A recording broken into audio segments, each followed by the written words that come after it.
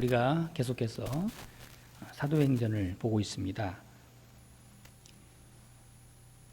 사도 바울은 드디어 이제 헬라 문화의 중심지고 또 철학의 본산지 된 그리스 아덴에 도착을 하게 됩니다.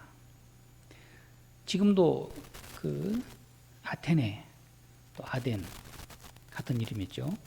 그 도시가 지금도 있죠. 그 옛날 그 아덴은 신들의 도시라고 일컬었습니다.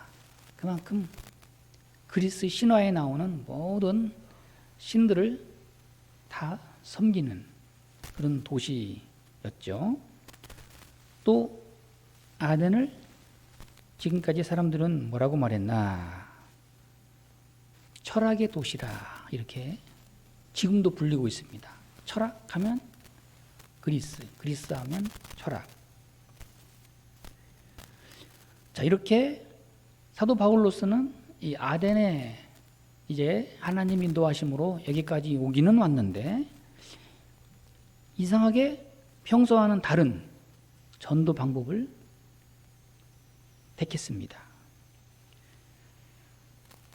왜냐하면 사도 바울 자신이 나름 학자 중에 학자요. 또 그는 바리새인 중에 바리새인이요. 또 철학에 능통한 자입니다. 지금으로 말하면 박사 학위가 한 5개는 되는 것 같아요. 율법 박사, 철학 박사, 또 헬라어, 히브리어 말을 능통하게 하니까 언어학 박사. 사도 바울은 히브리인 중에 또 히브리인, 히브리의 종교의 모든 그 사상을 다 통달한 사람입니다. 어떻습니까? 사도 바울 입장에서 보면 이제 한번 제대로 만난 거지요. 왜냐하면 철학자보다 한 수 위라고 생각하는 자부심이 있잖아요. 사도 바울로서는 나는 종교를 통달했고 또 율법을 정통했고 또 지금 현존하는 모든 철학을 다 공부했기 때문에 그동안에 꾹꾹 눌러두었던 옛 것을 생각하지 않았고 예수 그리스도를 만난 이후에는 옛 생각은 하지 않았던 사도 바울이 이 아덴에 들어와서는 자기도 모르게 학자의 기질이 나옵니다. 그러면서 그는 나름대로 복음을 전한다고 했지만 그의 선교 방법이나 접근에 있어서는 상당히 갈등이 많았던 것으로 보입니다.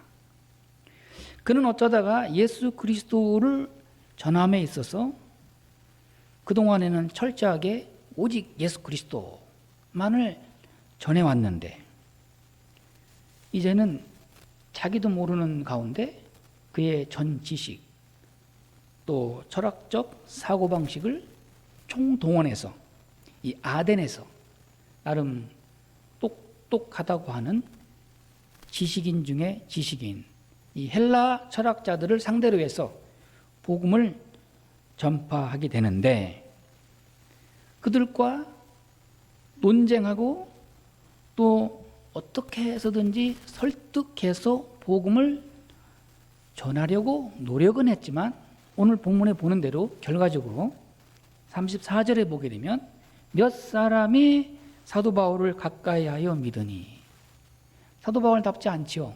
그동안에는 어느 도시를 가든지 다 열심히 따르는 자가 있고 무엇보다도 주님의 교회를 세웠잖아요. 그리고 다시 또 방문해서 교인들을 돌아보고 섬겼던 사도 바울인데 이 아데네세만큼은 교회도 세우지 못했고 또 몇 사람밖에 사도 바울을 따르지 않았습니다. 자, 어떤 의미에서 바울이 이렇게 아데네세의 복음 전도가 실패할 수밖에 없었는가? 그 결과는 바로 십자가와 부활의 순수한 복음을 전하지 못함으로 인해서 이런 결과가 만들어진 것이다 라는 것을 결론적으로 먼저 짚고 넘어가야 할 것입니다. 그리고 나서는 사도 바울은 고린도로 이제 건너가는데 바울로서는 아주 크게 낙심하고 더 이상 전도할 용기를 잃어버립니다. 그리고는 입을 딱 다물고 이제는 사람들에게 복음 전할 용기도 없고 또 아무리 무슨 말을 해도 믿어줄 것 같지 않을 게 생각이 되어서 고린도에 가서는 전도는 뒤로 미루고 여러분 잘 아는 대로 그 천막치기 일을 하면서 잠깐 외도를 하는 그런 모습을 볼 수가 있는데, 자, 그러면 사도 바울의 전도 방법에 무엇이 문제였는가?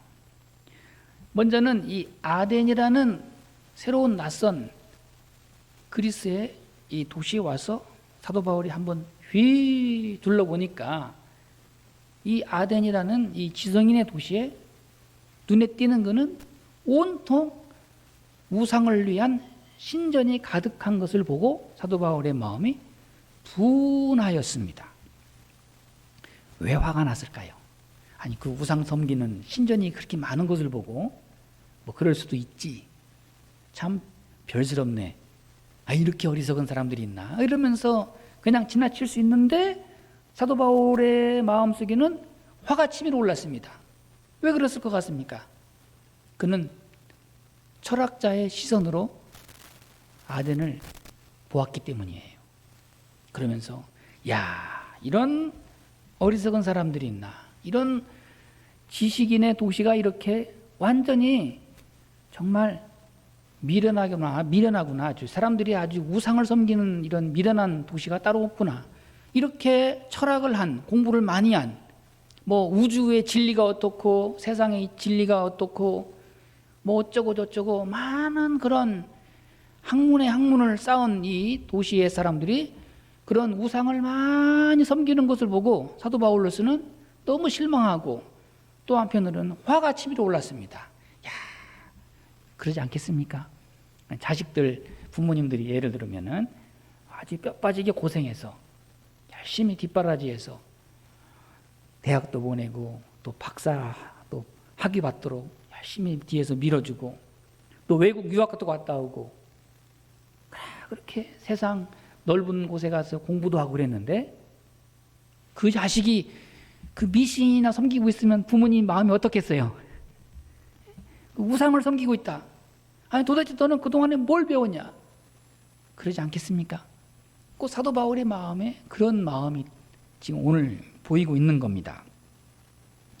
자, 그런 그 아덴의 그 풍경을 보면서 그 마음에 화가 치밀어 오르고 그러다 보니까 이게 순수하게 복음이 전파되지 않고 야, 이 사람들을 내가 좀 어떻게 좀 깨우쳐야 되겠다. 이 미련한 사람들. 그런 마음이 너무 앞서가다 보니까 그만 중심을 잃어버렸어요. 우리가 내게 맡겨진 일을 소신 있게 아주 정석으로 잘 해나가려면 중심이 흔들리면 안 됩니다. 그러니까 여기에 마음이 막 격분하고 어떤 사람들을 만남으로 인해서 또 어떤 사람들 앞에서는 너무 그렇게 자기 중심을 잃어버리면 제대로 된 복음을 전하기가 어려워요. 어쨌든 복음은 변함이 없는 거잖아요. 처음과 끝이 변함이 없고 영원토록 진리의 말씀을 변함이 없는 건데 그때그때마다 복음 전하는 사람의 마음이 그냥 들쑥날쑥 기분이 그냥 업 다운 됐다가 또 낙심했다가 또 그냥 좋았다가 이러면은 이 복음 전하는 사람답지 않잖아요. 어쨌든 사도 바울이 이 아덴의 우상 섬기는 신전을 그런 모습들을 보고 마음에 격분했는데 그러므로 인해서 그 중심을 잃어버린 것입니다. 그럼 어떻게 봐야 될까요? 그냥 있으면 있는 거지요. 지식이 많고 학문의 세계가 더 높을수록 오히려 또 미신의 세계가 그 안에 깊숙이 자리 잡고 있습니다. 그래서 보면 점치는 곳 간판에 보면은 꼭 뭐라고 써 있어요? 뭐라고 써 있습니까? 기억나시죠? 철학관이라고 써 있잖아요. 철학관. 내가 가만히 생각해 봤어요. 철학관이 왜 점치는 곳일까? 그리고 뭔가 그 철학적인 세상에서 뭔가 지금 그 미신에 빠져 있는 거죠.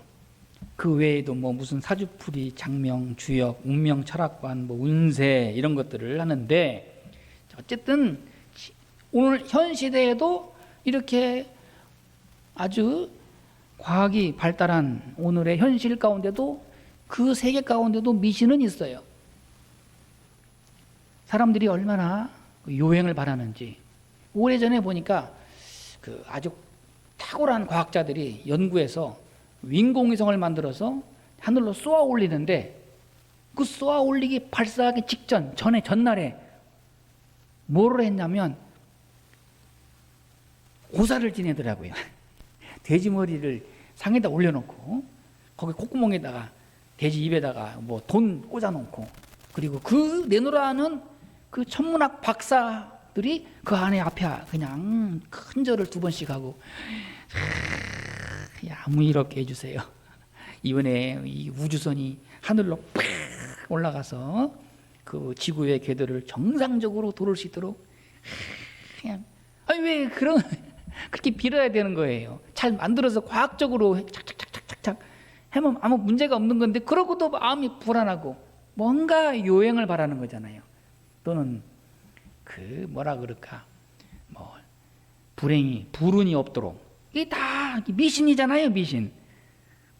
그래서 사도 바울이 22절 말씀에 보면은, 오늘 말씀 우리가 봤죠? 22절 말씀에 아덴 사람들아, 너희를 보니 범사에 종교성이 많도다.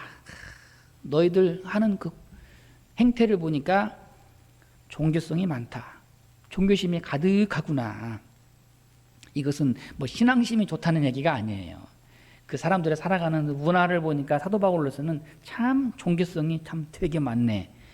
그러면서 나름 칭찬을 했지만, 그러면서 사도 바울이 이제 마음을 확 바꾸면서, 내가 두루 다니며 너희가 위하는 것들을 보다가 알지 못하는 신에게 새긴 단도 보았으니, 그 각 신전마다 다 신의 이름이 있고, 뭐 제우스 신, 뭔 신이 많겠어요. 신의 이름을 뭐 5만 가지 이름이, 신의 이름이 많잖아요.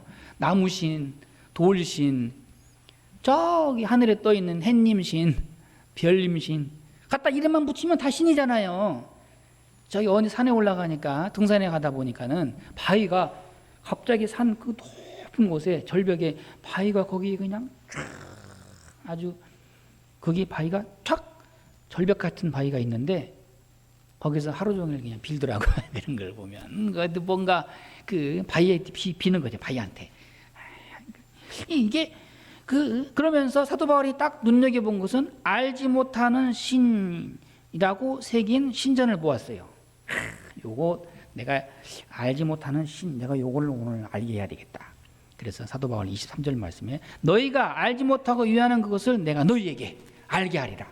내가 그거 너희에게 알게 하리라. 그거 그 알지 못하는 신에 대하여 말을 붙이면서 사도 바울은 복음을 전하려고 시도했던 것 같습니다.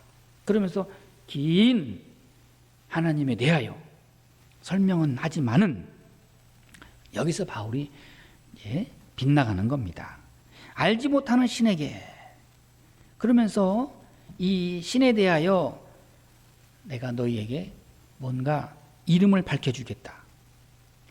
자, 그러면서 이 알지 못하는 신이 마치 하나님인 것처럼 설명을 살짝 포장해서 뭐 거창하게 이렇게 저렇게 설명은 하는데, 역시 뭔가 좀 말이 길고 논리적인 것 같으면서도 그 말인 것 같고, 이게 쉬운 말은 아니잖아요. 계속 보면은 26절에 보면은 24절부터 우주와 그 가운데 있는 만물을 지으신 하나님께서는 천지의 주제시니 손으로 지은 전에 계시지 아니하고, 또 그 다음 26절 쭉 넘어가는 이 바울의 이 논리적인 이 복음 전파는 사도행전 어느 곳에서도 이런 말씀은 없어요. 이렇게 어려운 말씀이 없는 거예요. 굉장히 아주 지식인을 대상으로, 헬라의 철학자들을 대상으로 사도 바울로서는 최고의 학문의 모든 지식을 총동원해서, 그러면서 바로 그 알지 못하는 신, 너희가 알지 못하는 그 신이 바로 하나님이시다, 그러면서 하나님을 전하기는 했는데, 여기에 이제 크게 사도 바울이 오류에 빠지고 또 거기에 실수를 하게 되는 것을 볼 수가 있습니다. 자, 이 알지 못하는 신을 통해서 사도 바울은 하나님을 전하고자 했지만 이 사람들이 알아들을 것 같지 않는 그런 어려운 학문적 이야기를 하기는 했는데, 어때요? 사람들이 알아들었을까요? 알아들었으면 많은 사람들이 세례받고 예수님 영접하고 그랬을 텐데 없잖아요. 이게 바로 사도 바울 스스로 자기의 오류에 빠진 것입니다. 그럼 어떻게 전했어야 되느냐? 정확하게 너희들이 갖고 있는 이 신전 모든 이름들은 다 거짓이다, 다 우상이다, 다 잘못됐다.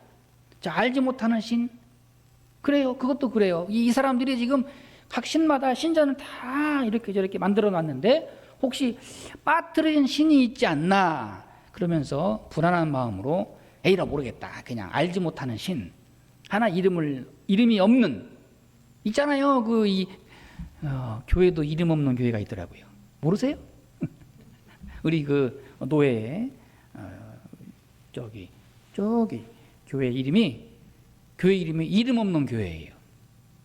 처음에 굉장히 신선했어요. 이름이 없는 교회, 이름 없는 교회. 괜찮은 발상이다. 근데 왠지 조금 뭔가 좀 오해를 불러일으킬 수 있는 그런 이상한 이름, 별로 좋은 건 아닌 것 같아요. 노브랜드 같은 건 그런 건 이해가 돼요. 그건 어차피 그거는 상품이니까. 상품인데 브랜드가 없는, 상표가 없는. 근데 교회는 상표가 아니잖아요. 하나님이 계신 성전인데 이름 없는 교회, 모르겠어요. 그 좋은 이름은 아닌 것 같은데, 아무튼 그런 이름 없는, 그러니까 이 아덴에 있는 모든 도시 사람들이 에라 모르겠다, 이름 없는 신전 하나 만들어 놓고 혹시 우리가 빠뜨리는 신이 있을까 모르니까 노여워하는 신이 없도록 하기 위해서 이를 만들어 놨는데, 사도 바울이 그것을 빙자해서 그것이 곧 하나님이다고 이렇게 나름 설득력 있게 복음은 전한다고 했지만 사람들은 받아들여지지 않았습니다. 자, 어쨌든 알지 못하는 신이, 그것도 신이 아니고 그것도 하나의 우상이고 그래봐야 아무 소용이 없다, 오히려 죄만 질 뿐이다, 이렇게 당당하게 이것을 뭐라 그러냐, 게리구마라 그래요. 선포한다. 그냥 설명하는 게 아니에요. 그냥 예수 그리스도는 하나님이시다, 하나님은 유일한 신이시다, 선포하는 거지. 복음은 선포하는 거지. 이거 같고 저거 같기도 하고 설명하다 보면 그거는 오히려 복음의 명료성을 흐트러뜨리는 결과를 초래할 수밖에 없는 겁니다. 자, 사도 바울, 이 알지 못하는 신 성전을 들어서 복음을 전한다고 장황하게 설명은 했지만은 오히려 더 많은 사람들에게 역효과만 일으켰습니다. 그 다음 잘못된 복음 전도 방법은 또 무엇일까? 사도 바울의 철학적 지식에 의존했다는 것을 볼 수가 있습니다. 사도 바울, 아까도 말씀드렸잖아요. 굉장히 아주 철학적인 그런 세계관을 가지고 있어요. 그러면서 30절 말씀을 보면은 하나님이 간과하셨거니와 이제는 어디든지 사람에게 다 명하사 회개하라 하셨으니 라고 말씀을 전하기는 하는데, 본문 어디를 봐도 회개하라, 그리고 주 예수 그리스도를 믿으라, 그리하면 구원을 받으리라, 정확한 복음 선포가 없잖아요. 메시지가 없잖아요. 회개하라, 딱 끝내야지 라고 하셨으니, 이렇게 자꾸 설명을 하고 이렇게 다 보니까 그 마음속에 여전히 복음에 대한 확실한 선포가 없고, 자, 이렇게 자기의 전 지식에 의존한 그런 흔적을 볼 수가 있습니다. 또 하나가 예수 그리스도의 부활에 대하여 설명하는 것 같은데 그것도 살짝 넘어갈 뿐이에요. 너무 소극적입니다. 31절 말씀에 모든 사람에게 믿을 만한 증거를 주셨음이니라 하니라. 믿을 만한 증거를 주셨다. 구체적으로 뭐가 믿을 만한 증거인지 제시를 해야 되는데, 예수 그리스도 십자가의 죽음과 부활과 부활의 증인들이 보았다. 정확하게 예수 그리스도의 십자가와 부활에 대한 복음 전파가 없습니다. 그러면 무엇을 전해야 되느냐? 예수를 믿으면 구원받습니다. 예수님을 믿지 않으면 영원한 멸망으로 가는 겁니다. 우상 섬기는 일이 얼마나 하나님 앞에 큰 죄를 짓는 것인가 여러분은 알아야 됩니다. 이렇게 분명하게 복음을 전파해야 되는데, 복음과는 거리가 먼 사도 바울 자신의 전 학문적인 지식의 흔적을 끄집어내서 그렇게 복음을 전했지만 얻은 것은 없다 하는 말씀입니다. 자, 사도 바울, 그는 어째서 이렇게 복음을 분명하게 전하지 않고 오늘 이렇게 많은 설명과 또 논쟁을 통해서 복음을 전하려고 했던 것인가? 그런 것을 볼 때 그의 마음속에 예수 그리스도를 영접하고 난 다음에 깨끗이 배설물처럼, 빌보스에 나오잖아요. 내가 전에 가졌던 모든 학문과 지식과 내 모든 율법을 다 나의 배설물처럼 여겼노라. 다 버렸다. 근데 아직은 아니에요. 그 마음속에 이러한 자기의 그 인간적인 지식에 의존한 이 복음 전파, 결과는 어떻게 되었을까? 실패할 수밖에 없는 겁니다. 자, 그러면서 25절에 보게 되면 무엇이 부족한 것처럼 사람의 손으로 섬김을 받으시는 것이 아니니 이는 만민에게 생명과 호흡과 만물을 친히 주시는 이심이라. 그러면서 26절, 27절, 28절 모든 것을 다 설명은 하지만은 결정적으로 또 사도 바울은 이상한 복음을 전하는 것을 볼 수가 있습니다. 이는 사람으로 혹 27절 말씀에 하나님을 더듬어 찾아 발견하게 하려 하심이라. 사람들로 하여금 하나님을 더듬어 찾아 발견하게 하려 하심이라. 하나님을 만나야죠. 하나님을 만나는데 그 만남에 있어서의 주체가 누구냐? 하나님이십니다. 하나님께서 우리를 만나주시는 거죠. 우리가 더듬어서 노력해서 찾아내는 분이 아니에요. 하나님은 우리가 발견해내는 분이 아니잖아요. 하나님께서 이 땅에 사람의 몸이 되셔서 예수 그리스도가 이 땅에 오시고 또 우리와 함께 하시고 우리를 위하여 대신 십자가를 지시고 또 우리를 위하여 부활하심으로 우리의 구주가 되신 예수 그리스도이시지, 하나님을 발견하려 하심이라. 발견하는 게 아닙니다. 발견하는 게 아니라 하나님이 우리를 만나주시는 것을 우리가 깨달아야 하는 것이죠. 하나님께서 우리를 친히 찾아오셔서 우리를 만나주시는 것이 복음입니다. 할렐루야. 28절 말씀에 우리가 그를 힘입어 살며 기동하며 존재하느니라. 너희 시인 중 어떤 사람들의 말과 같이 우리가 그의 소생이라. 그러면서 어떤 시인의 그 말을 인용하면서 우리가 그의 소생이라. 이렇게 학자의 견해를 들어서 복음을 전파하기는 하지만 분명한 십자가의 복음이 없음을 보게 됩니다. 여기서 우리는 사도 바울의 복음 전파를 통해서 우리는 어떻게 복음을 전파해야 되는가? 우리는 복음 전함에 있어서, 전도함에 있어서 좀 아주 솔직하고 또 진실하고 또 단순 명료해야 합니다. 내가 예수님을 믿고 보니 정말 하나님은 살아계셔. 그리고 하나님이 나와 함께 하시고 나에게 이렇게 은혜를 주셔서 오늘 내가 이렇게 기쁨으로 살고 있다. 이런 내가 만난 하나님, 나를 구원하신 예수 그리스도를 아주 실제적으로 전할 때 이 복음이 전파되는 것입니다. 근데 우리가 너무나 이 현대인의 세상 가운데 살아가면서 복음을 전하는지 안 전하는지 그것도 별로 사람들이 그렇게 분명하지는 않아요.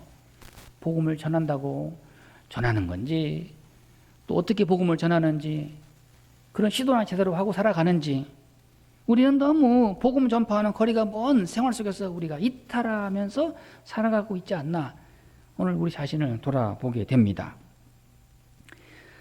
사도 바울의 아덴에서의 복음 전파 철저하게 실패했습니다. 사도 바울의 복음 전파 유일하게 실패한 곳은 아덴 한 곳입니다. 학자들은 많이 이것을 연구하고 아덴에서 왜 복음 전파가 실패했는가, 오늘 좀 어려운 얘기를 이 성경을 통해서 저도 나름대로 전하기는 전했는데 쉽지는 않는 본문이에요. 어쨌든 사도 바울은 이제 고린도로 들어가서 정말 아까 말씀드린 대로 다 크게 낙심해서, 사람이 자기가 그동안에 했던 방법, 그동안에 체험했던 하나님을 그대로 전하면 되는데 좀 새로운 방법으로, 좀 낯선 곳이지만 그 나름대로 학자들의 세상 속에서 자기가 전에 가졌던 학문의 세계 속에서 다시 한번 그들에게 감동을 주고 또 설득하려고 무진 애를 썼지만은 사도 바울은 아무것도 얻지 못했어요. 이 위대한 대사도가 크게 낙심해서 아마 그 순간 사도 바울은 하나님께 그랬던 것 같아요. 다시는 이제 복음 전파하지 않겠습니다. 저는 안 됩니다. 다른 사람을 쓰세요. 바나바나 베드로나. 저는 이제 여기까지가 한계입니다. 그렇게 낙심했던 사도 바울이 하나님의 음성이 들려오잖아요. 고린도전서에 보게 되면 바울아 왜 침묵하느냐, 유명한 말씀이 있잖아요. 이 도시에 내 백성이 많도다. 복음을 전하라.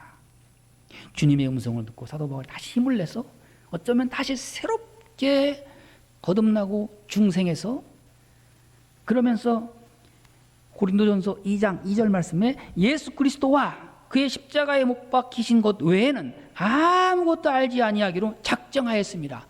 다시 새롭게 다짐하고 작정하고 결심해서 내가 이제 다시는 내 전 학문적인 지식과 율법과 전 경험을 내가 그렇게 기초로 해서 사람들을 만나지 않으리라, 그렇게 접근하지 않으리라, 그렇게 복음 전파하지 않겠노라. 그러면서 다시 한번 마음에 굳게 결심하고 작정해서 오직 예수 그리스도의 복음 다시 한번 전함으로 해서 크게 쓰임받고 또 크게 하나님의 복음의 역사를 체험하는 위대한 사도 바울.